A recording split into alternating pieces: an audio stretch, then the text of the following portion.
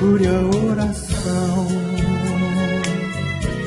procure a oração, procure a oração, procure a oração. Louvado seja nosso Senhor Jesus Cristo, para sempre seja louvado. Irmãos e irmãs, hoje, sexta-feira, dia 10, semana da Epifania, vamos refletir sobre o Evangelho de Lucas, capítulo 5, versículos de 12 a 16. Antes, partilho com vocês um pensamento de Santa Bárbara. É preciso aborrecer a si mesmo para amar-se. É preciso cegar-se para ver melhor. É preciso renunciar às riquezas para ser rico. É preciso padecer para não padecer. É preciso fazer guerra a si mesmo para viver em paz. É preciso gravar em si a imagem do Cristo crucificado para trazer o caráter do Cristo ressuscitado. Concluo esta pequena oração com uma frase de São Tomás de Aquino que diz: só Deus sacia o homem.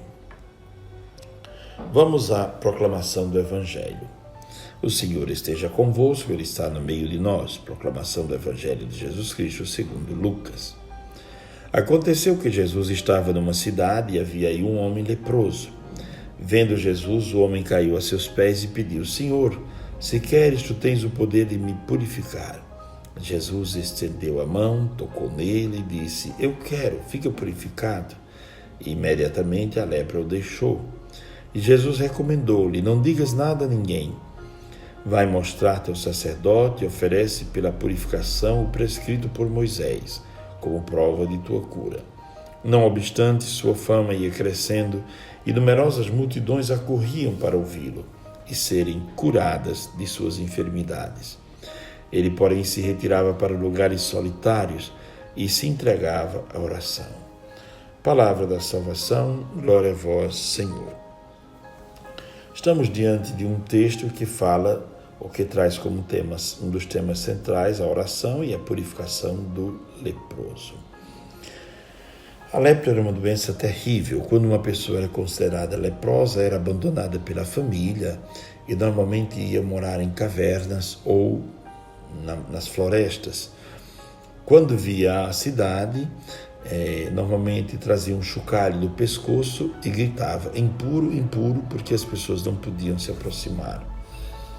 A lepra era considerada um castigo de Deus, por isso, além da doença, da exclusão social, a pessoa era excluída também religiosamente e tida como um impuro e como um castigado por Deus.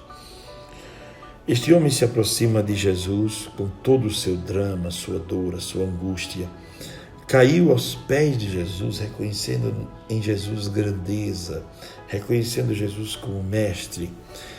E ele então diz: Senhor, se queres, tu tens o poder de me purificar. Versículo 12, não é? Jesus então estendeu a mão, tocou este homem, né? Viu a fé que esse homem tinha, né? Tu tens o poder de me purificar. E disse: fica purificado. E naquele mesmo instante a lepra o deixou. Jesus toca o homem leproso e não é a lepra que destrói a Jesus ou que o contamina. É a luz de Jesus que ilumina as áreas que estão escuras naquele homem, aquilo que precisa de cura e de renovação. E Jesus diz: não diga nada a ninguém, porém procure cumprir a lei. Vai te apresentar ao sacerdote para que ele reconheça que tu estás curado. E diz o texto: numerosas multidões corriam para ouvir Jesus porque tinham fome, tinham sede de uma palavra. Nós muitas vezes corremos atrás de palavras e palavras. Na internet muitos se apresentam como mestres, mas há um único mestre. Na antiguidade, os cristãos viajavam dias em navios para ir até o deserto do Egito, os desertos do Egito, para encontrar os monges, para pedir apenas uma frase, para viver 1 ano ou 2 anos aquela frase, os chamados apoftegmas, palavras que são frutos de dias e dias, meses e meses de reflexão. Como nós somos sedentos de palavras que nos curem. A palavra tem uma força enorme. As multidões corriam para ouvir o Mestre e serem curadas. Há palavras que curam e há palavras que destroem. Pense hoje sobre isso e fale com responsabilidade às pessoas que você ama. Diz o texto que Jesus se retirava para lugares solitários e se entregava à oração. O texto conclui dizendo ou falando sobre a oração de Jesus. Recordo de Madre Teresa de Calcutá. Certa vez as irmãs disseram: Madre, estamos rezando muito e está nos faltando tempo para o trabalho. E a irmã disse: se está nos faltando tempo para o trabalho, é porque estamos rezando pouco e não estamos distribuindo bem o nosso tempo. Vamos aumentar um pouco a nossa vida de oração. Caros irmãos e irmãs, guardemos do coração as grandes lições que o Evangelho de hoje nos dá. Primeiro, que não devemos sofrer sozinhos.